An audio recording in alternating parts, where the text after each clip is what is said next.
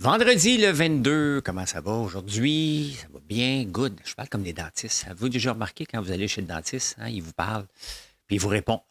Ah oui, parce que tu as un appareil dans la bouche. Comment ça va aujourd'hui, M. Lambert? Ça va bien. Good, good, good, good. 1 milliard en compensation pour les agriculteurs du Québec pour l'année 2023. Je vais vous jaser de ça un petit peu. À Rive-Cannes, il y a d'autres scandales. Pas juste à Rive-Cannes, il y en a d'autres. Je vais vous expliquer pourquoi il y en a. Hein? Le rôle du gouvernement pour bâtir des chiottes à pisse, ça part raide, hein? Ça part raide un petit peu. Est-ce qu'on devrait abolir les pourboires? Tiens, je suis tombé sur un article du 22 mars 1963 et je vous parle de quelque chose qui est d'actualité en ce moment. Très intéressant.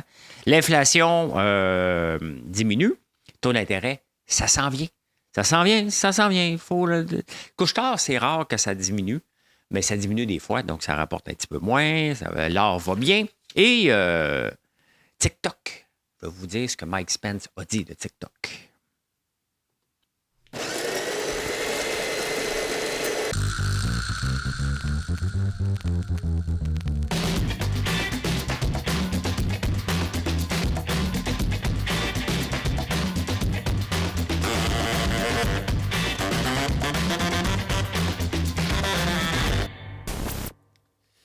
Tantôt, je vais vous parler de TikTok et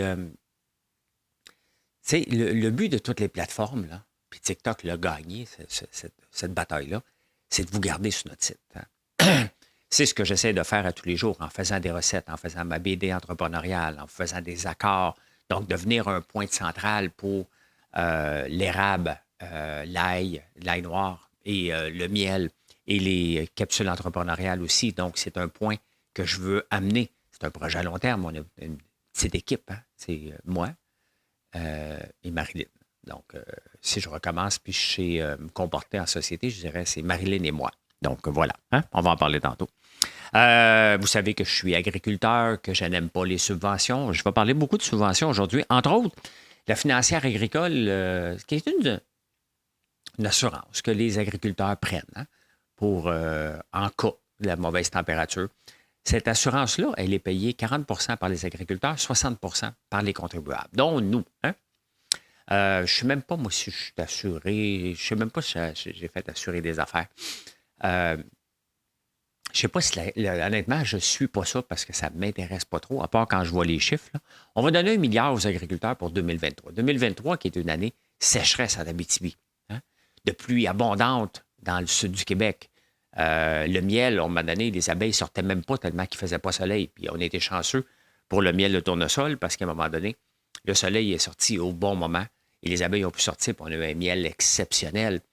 Ma récolte de tournesol n'a pas été aussi bonne, mais je m'en fous parce que je ne calcule pas ça. Sinon, ça fait trop d'anxiété à gérer. Fait qu'on va donner 1 milliard et les producteurs de foin en Abitibi, bien, ils n'en ont pas assez. C'est correct d'aider. C'est correct. Les producteurs de porc. Les producteurs de porc vont avoir sur le 1 milliard 380 millions. La moyenne totale au Québec, normalement, on donne 439 millions d'assurance par année. Tu sais, c'est une autre forme de subvention, là, cette assurance, stabilisation-là. Les autres entreprises, vous allez me dire, ils ne dépendent pas tout de la température. Bien, c'est peut-être parce qu'on maximise et on fait nos calculs de productivité et de profitabilité sur 99,9 de ce que la Terre doit nous rapporter. Et dès qu'on ne rencontre pas cet objectif-là, bien, on capote. Hein? Le porc, il y a le cycle du porc qui est là tous les 18 mois. Donc, c'est tout le temps des hauts et des bas. Ils appellent ça comme ça, tout simplement. Hein? Les prix baissent, les gens gardent leurs cochons. Ils ont trop de cochons, ils font baisser les prix. Il y en a un paquet qui disparaissent parce qu'ils font faillite. Les prix remontent. Le monde se lance dans l'industrie du porc et c'est comme ça depuis la nuit des temps. Donc, est-ce qu'on doit participer à ce cercle vicieux-là? La réponse est non. Hein? Nos chicanes avec la Chine, bien, c'est sûr que si on chicane avec la Chine, puis la Chine a décidé de ne plus acheter notre porc en contrepartie, bien, est-ce qu'on doit compenser pour ça? Il faut être conscient que lorsqu'on chicane avec un partenaire, ça se peut qu'il arrête d'acheter nos affaires. C'est normal. Donc, en tout cas, on va donner 1 milliard, 60 par les contribuables, 40 faut revoir le monde agricole d'une autre façon. Il faut le revoir. On fait des dépendants Dans la vie, il y a des dépendants affectifs, il y a des dépendants d'assurance et on fait des dépendants de tout ça. Regardez, il y a des assurances pour les inondations, les zones inondables comme Desjardins qui ont dit, nous, on n'assurera plus comme Châteauguay. Des places inondables, là, on va arrêter de faire ça parce que ça n'a pas de bon sens. Il faut se déplacer. Mais il faut revoir le monde agricole, tout simplement. Hein? Il y a eu le scandale à Rive-Can, hein, qui devait coûter 80 000, qui a coûté on ne sait plus combien de millions, parce que ça dépasse les chiffres, tout le monde se chicane sur les chiffres. Depuis ce temps-là, il y a eu 14 enquêtes d'ouvert aussi dans différentes choses. Là, on a découvert hier qu'il y avait un autre 5 millions de fraude. Ça part de où? Hein? Ça part du laxisme. Parce que les entrepreneurs qui font ça se disent, hey, écoute, on ne me surveille pas. Moi, il facturait un autre 100 000. Oh, 100 000 marche, mais on facture un autre 200 000. Je vous donne un exemple. J'ai déjà travaillé avec un contracteur. Travaillé longtemps chez nous, le gars. Vraiment, vraiment longtemps. Et il y a un lien de confiance qui s'établit. Dans le lien de confiance, bien, fait que tu ne regardes plus les factures en détail. Et à un moment donné, tu tombes sur une facture. Tu dis, hein, il vient de s'acheter un sambon. C'est pas grand-chose, c'est 2,39 $. Là, tu dis, donne-moi la facture de la semaine passée. Oh, OK, des échafauds. Mais je n'avais pas besoin d'échafauds. Oh, hein? C'était qui la faute qui a permis cet abus-là? C'est moi, je l'ai congédié, bien entendu. On s'est poursuivi, j'ai gagné. Mais ça a duré tranquillement. Hein? Commence par un sambon. Ça commence par, oh, OK, il ne check pas ça. On va en acheter un autre. On va m'acheter un bidon de gaz. On va m'acheter, puis à un moment donné, ça devient naturel. Bien, c'est ça qui se passe au gouvernement. C'est que ça devient naturel parce que ça part d'en haut, qu'on ne surveille pas. Puis on dit, j'ai besoin d'une application. Parfait, 80 000. Allons-y, on est en pandémie. Ah ouais, vas-y. Hein? Bien, c'est ça qui se passe. Et c'est exactement ce que représente l'administration Trudeau. Personne ne vérifie. Tout le monde laisse aller. Ça presse, il faut le faire. Et ça donne des scandales à la Rive-Can. Ça donne des scandales d'un autre 5 millions donnés pour rien. Des abus un peu partout. Et qui paye? C'est nous autres, tout simplement. Donc, ça part toujours, dites-vous, là, que ça part d'en haut, sur cette affaire-là. C'est toujours, quand il y a une fraude dans les entreprises, c'est souvent parce que les mécanismes de surveillance n'ont pas été mis en place ou tout simplement abandonnés parce que le lien de confiance s'est établi. Toujours dangereux et c'est pour ça qu'il faut toujours revérifier. En parlant de lien de confiance, ceux qui embauchent au gouvernement, eux autres, ont réussi à convaincre Justin Trudeau que c'était pas grave à embaucher. Depuis la pandémie, il y a eu 100 000 nouveaux fonctionnaires. Là, on dit, ben non, il y en a assez, là, c'est une moyenne de à peu près 30 000 par année. Ben non, en 2023-2024, on a encore embauché 20 000. 439 000 fonctionnaires au fédéral. Est-ce que vous en avez pour votre argent?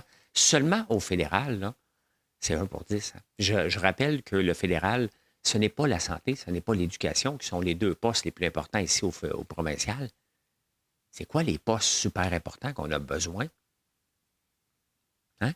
Revenu Canada, on peut automatiser un paquet d'affaires. On continue d'embaucher. On continue tout le temps d'embaucher. Ça n'a pas de maudit bon sens. Hein? 20 000 de plus l'année passée. Ah, je savais que c'était pour arriver. Ah, ben tiens, on va faire une dernière heure. Je le savais.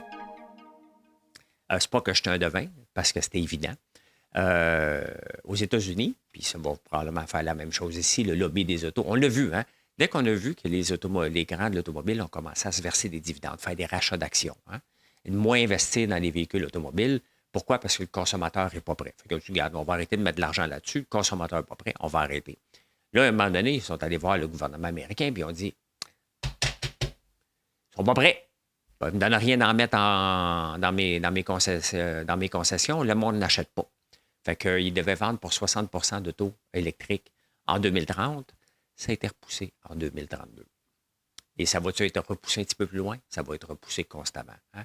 Les grands de l'automobile font pas mal ce qu'ils veulent aux États-Unis pour contrôler le gouvernement. C'est des gros fonctionnaires, beaucoup d'employeurs, beaucoup d'employés. Et donc, c'est repoussé. Ce qui fait du sens, là. Ce qui fait du sens. Mais on peut voir que les gouvernements ne gèrent pas. Ils se laissent gérer par des lobbies, tout simplement. Donc, c'est plus 2030. 2035 ne fait pas de sens en passant. Même ici.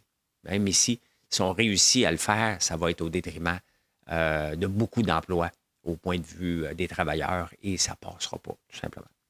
Ça passera pas, ça passera pas, ça passera pas, ça passera pas.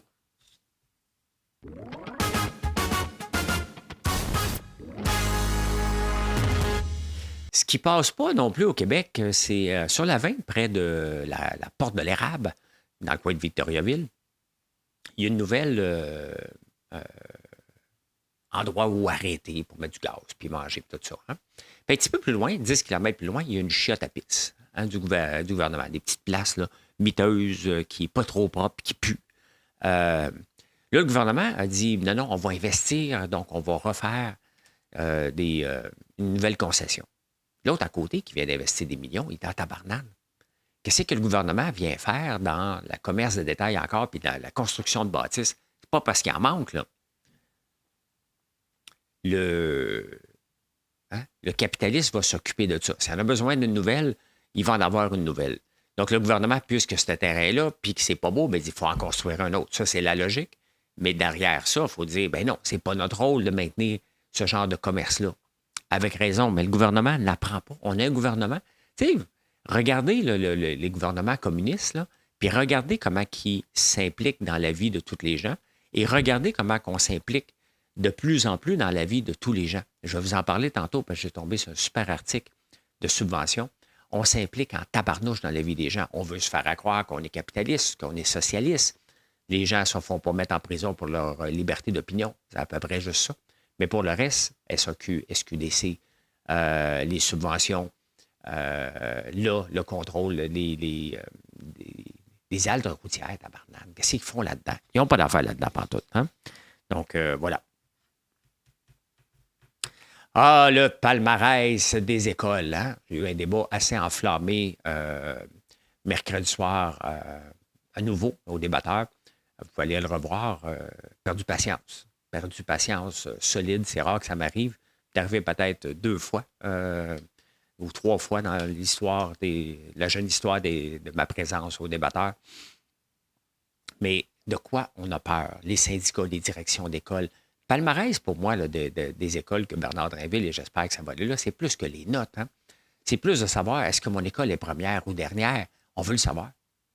On veut le savoir. On a besoin de ça. Moi, je le sais, quel produit qui se vend le plus, quel produit qui se vend le moins. Vous allez me dire, c'est pas pareil une entreprise. Si boire, on va arrêter de dire que c'est pas pareil. C'est mal géré, puis ça nous coûte des milliards. La santé, puis on peut-tu faire quelque chose pour essayer de comprendre où va notre argent et pourquoi est-ce qu'on peut mettre... Ici, on a tendance à mettre au Québec une seule règle pour tout partout. Hein?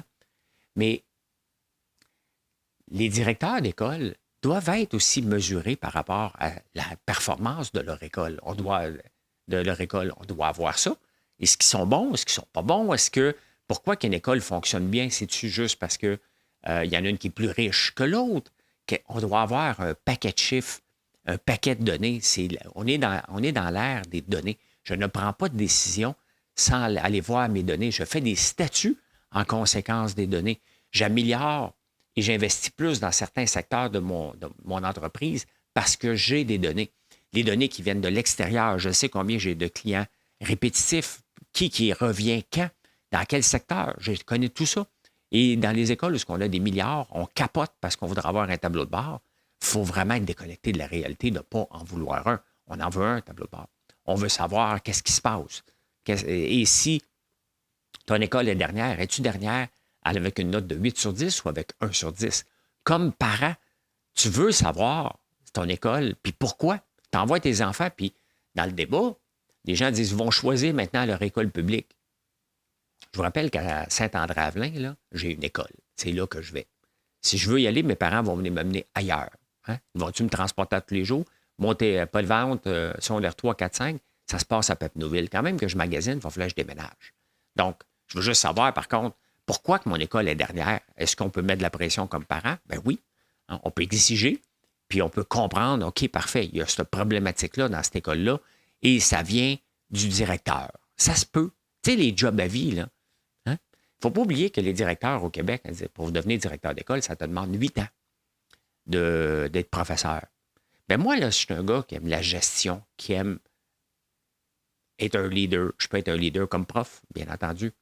Mais attendre 8 ans, de pouvoir espérer être directeur dans une école, ça n'aurait pas été pour moi parce que j'aurais voulu être directeur. Donc, voilà. Hein? Voilà. La peur du changement. Tout ça est la peur du changement et être réfractaire au changement. Ben, pour avancer, il faut foncer dans le changement. Tout le temps, tout le temps, tout le temps. Et moi, j'ai pas peur de ça. Ça fait partie de mon ADN de foncer. Puis même si je suis confortable, je sors de ma zone de confort continuellement pour essayer de me dépasser. Tout simplement, dans tout. Dans tout, tout, tout. Je vais m'entraîner le matin, je suis toujours hors de ma zone de confort. Tout le temps, tout le temps, tout le temps. Voilà, voilà. Hey, je suis tombé sur un autre article intéressant, puis je fais ça vite. Abolir les pourboires. On va en reparler un peu dans les prochains jours. Mais les pourboires, ça a été mis en place en 1937 et c'était reconnaître, la logique derrière ça, c'était de reconnaître que l'employé est mal payé. C'était ça la logique. Donc, en 2024, on demande des pourboires à peu près partout. Est-ce qu'on devrait abolir ça? Bien là, ça va repartir parce que la discussion est encore lancée. On va en parler. Je voulais juste vous en glisser un mot. Est-ce que c'est le rôle des employés, des clients de compenser pour ce qu'on pense qui est mal payé versus est-ce que c'est à l'employeur de s'en occuper? Il faut voir ça. Faut voir ça.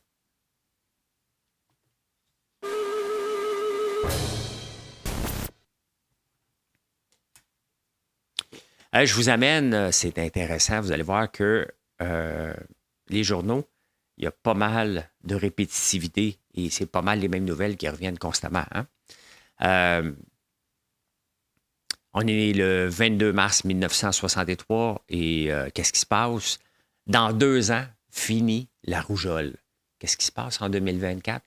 On a encore des cas de rougeole et de non-vaccination. Donc, le gouvernement américain a autorisé 2 grandes sociétés pharmaceutiques américaines à fabriquer et à mettre en place, en vente 2 types de vaccins contre la rougeole. Il s'agit des sociétés Merck de Philadelphie, qui a reçu une licence pour la fabrication du vaccin à base du virus vivant, et de il s'appelait Charles Pfizer. Aujourd'hui, c'est juste Pfizer. Donc, voilà. Hein? Les premiers résultats des travaux du Dr Anders sur le vaccin contre la rougeole, les docteurs aussi à Montréal, ils en faisaient aussi. Donc, voilà, hein, en 2024, on se bat encore contre la rougeole parce que les gens refusent le vaccin. Hein? Il y a une autre chose en Suisse. Les autorités suisses ont lancé aujourd'hui, ça me fait penser dans le temps de la pandémie, où la docteure en chef du Canada qui avait demandé, si on faisait l'amour, de ne pas s'embrasser, hein, ou de même le faire à travers un mur. Ça a été dit. Les autorités suisses ont lancé aujourd'hui un appel pour qu'on s'abstienne de donner des baisers et de danser. Cela parce que cela parce que ce serait le meilleur moyen de combattre une épidémie de fièvre typhoïde qui a frappé 100 personnes. Vous voyez, les mêmes problèmes, les mêmes peurs de pandémie qu'on a vécu, bien, ça se passait aussi pas longtemps, en 1963.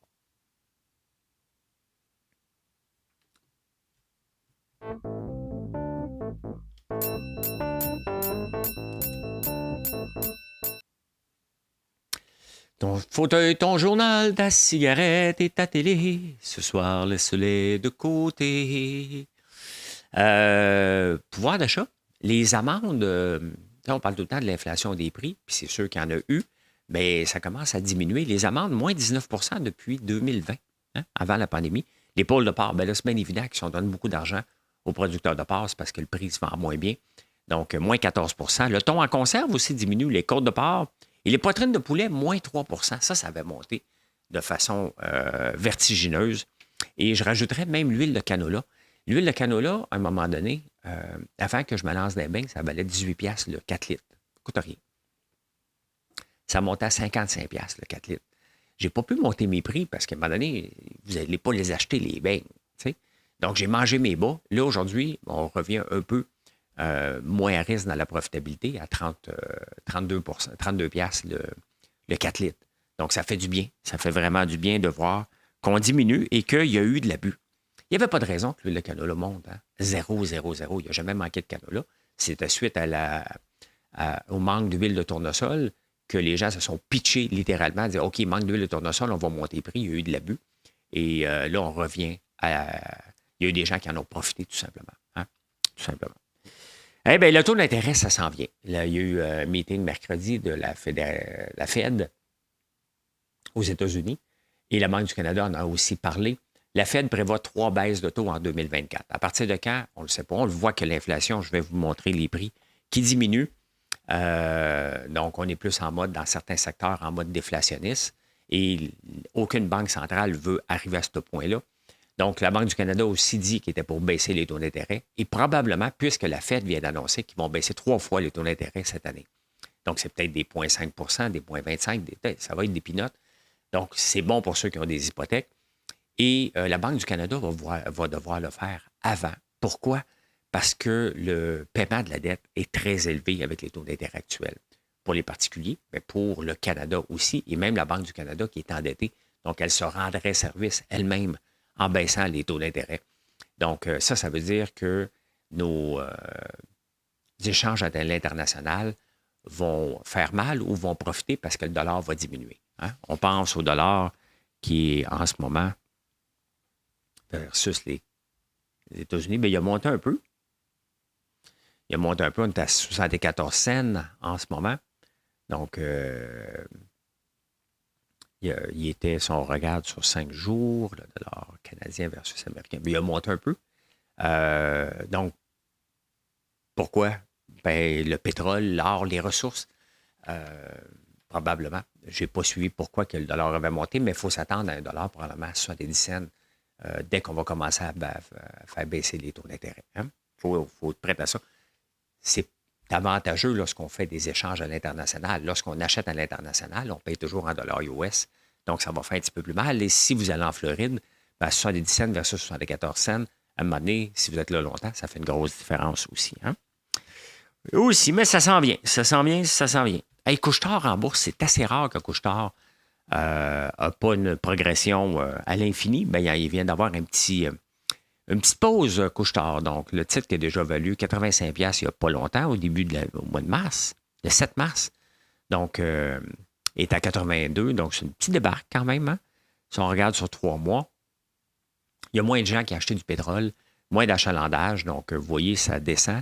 Mais regardez, il ne faut pas capoter. Regardez sur 5 ans, c'est presque une ligne droite vers le haut, assez stable, avec des hauts et des bas, tout le temps, tout le temps, tout le temps. Donc, il n'y a pas de catastrophe. Et si vous voyez la ligne verte qui est la moyenne, on est toujours sur la moyenne. Donc, il n'y a pas à capoter avec Couche-Tard. C'est juste plate, ils vont s'adapter. Et c'est quand même ça, on peut parler de fleuron.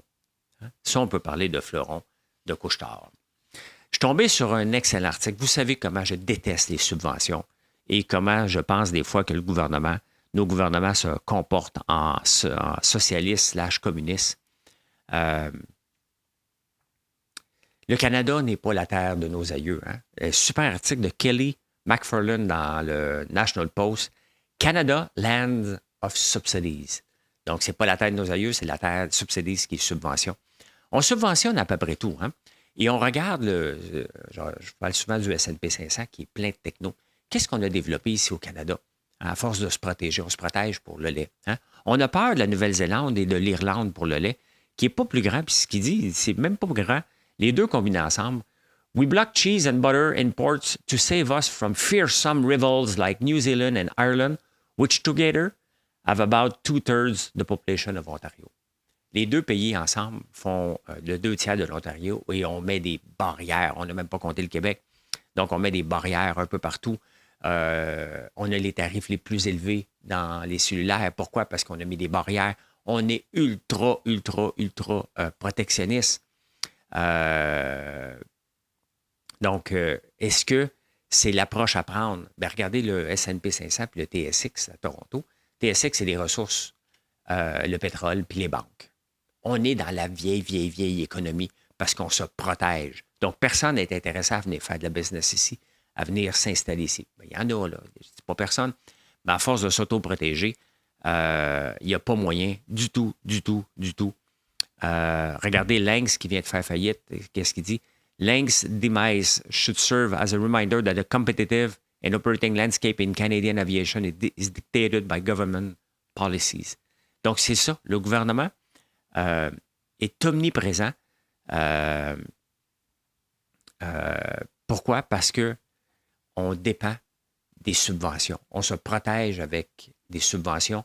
On dépend de ça, qui fait que personne ne veut rentrer dans ce marché-là.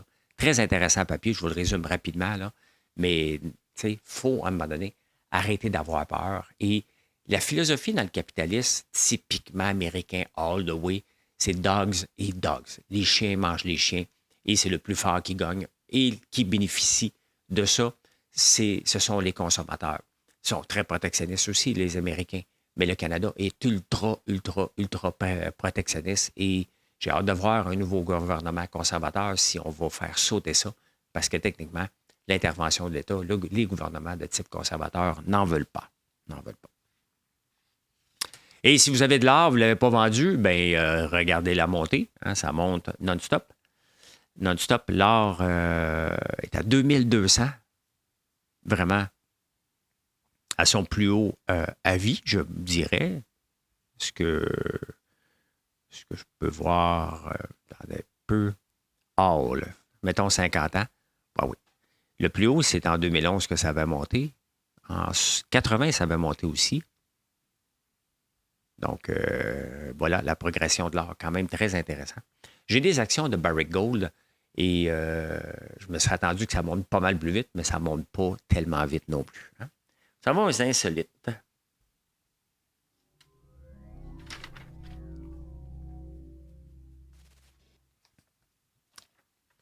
Je voulais un passage de Mike Spence, l'ancien VP des États-Unis.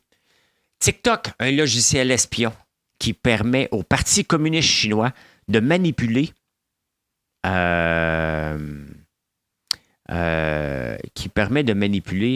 voyons comment j'ai marqué ça, à volonté, les esprits des jeunes Américains. TikTok a quand même trouvé la formule pour nous garder accros à l'application. Hein? Mais bravo à eux. Mais eux autres, ils disent c'est un logiciel espion qui permet au Parti communiste chinois de manipuler à volonté les esprits des jeunes Américains. Guylaine Gagnon, là, qui n'est plus vraiment présente, là, est-ce que vraiment elle est envoyée par le Parti communiste chinois pour nous contrôler? Hein? Avez-vous peur de ça? Là? Moi, quand je fais un TikTok, là, est-ce que je suis contrôlé par les Chinois pour dire il faudrait que je fasse ça, on m'a demandé ça? Mais non, je regarde qu'est-ce qui pogne dans Barnouche. Et si c'est les finances qui pognent, c'est ça. Si c'est de montrer une machine à meringue que vous aimez, bien c'est ça que je vais faire. Je vais montrer ce qui pogne. Écoute, tu lis ça, tu as l'impression d'être en 1930. Là, hein? Hey, les éléphants, moi, j'écoute beaucoup de documentaires. J'aime ça. Presque à chaque jour, j'écoute des documentaires sur les animaux. Ça me permet de m'endormir. C'est comme ma switch à off. Et les éléphants enterrent leurs morts. Pas des fois complètement avec de la terre, des fois juste avec des feuilles. Donc, c'est impressionnant de voir les animaux aussi, comment ils pensent, hein, comment on n'est pas si loin qu'eux, dans le fond. J'ai vu un autre reportage sur un gorille. Il y a un bébé, il y a une mère qui va voir, il va dans un zoo, il y a une vitre, et elle montre son bébé au gorille qui le regarde. Bien, elle aussi, la maman gorille, elle a un bébé. Et qu'est-ce qu'elle fait? Elle va le chercher. Elle lui montre aussi pour montrer, regarde, moi aussi, j'en ai un beau bébé. C'est beau de voir ça. C'est vraiment le fun. Hein? Eh bien, écoutons, la cigarette, est-ce qu'elle fait engraisser ou maigrir? On pense que la cigarette fait maigrir. On a même pensé que c'était presque une bonne façon de maintenir un régime. Ben oui, ça a même été utilisé comme ça. Ben non, la cigarette favorise le gras viscéral, celui qu'on ne voit pas, le gras de bédaine. Des fois, tu peux avoir une bédaine de bière, mais tu peux avoir une bédaine de cigarette et elle n'est peut-être pas toujours visible, mais elle est interne et celle-là, c'est celle-là qui est dommageable. Donc, c'est pas parce que tu es maigre que tu n'as pas de gras viscéral non plus. Donc, voilà, la cigarette. Mais il y a de moins en moins de gens qui fument. Hein? Encore des gens que je connais qui arrêtent de fumer, et c'est tant mieux. Puis il y en a des jeunes qui commencent, c'est pathétique. Hein? Et en terminant, qu'est-ce que j'ai marqué? Tabarnouche. Ah! Sortir avec Taylor Swift. C'est beau sortir avec quelqu'un qui a de l'argent, mais il faut que tu sois capable de keep up. Hein? Donc, Kelsey, Travis Kelsey, Keeping Up with Taylor Swift, ben à date, depuis qu'ils sortent ensemble, ça doit faire 1 an à peu près, ça lui a coûté 10 millions. Il a acheté une maison parce que sa maison était trop petite, ça lui prenait une plus grande maison pour l'impressionner. Il a dépensé 1 million en jet privé pour aller la voir un peu partout. Il a même dépensé 25 000 $ en fleurs, tabarnouche. Hein? Keeping Up. Donc, si tu vas avoir une blonde qui est riche, t'es mieux d'être riche. Tout et tout. Hein? Et je peux dire ceci. Merci d'être là. Merci d'être là. Je vous souhaite une excellente journée et venez nous voir sur françoislambert.one. Bye.